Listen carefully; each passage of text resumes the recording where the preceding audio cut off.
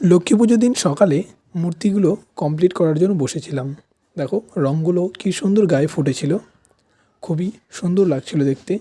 এরপরই বস্ত্র পরিধানের পালা। দেখো কাপড় দিয়ে মাকে ব্লাউজ পরিয়ে নিলাম। কেমন লাগছে কমেন্ট করে অবশ্যই জানাবে। এরপর এক এক করে সব বস্ত্র পরাতে লাগলাম।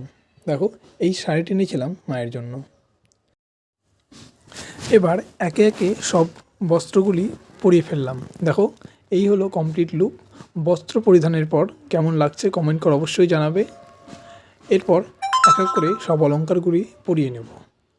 আমার তো বেশ ভালো লেগেছে মূর্তি তৈরি করতে, আর আমার মাটির মূর্তি তৈরি করতে খুবই ভালো লাগে।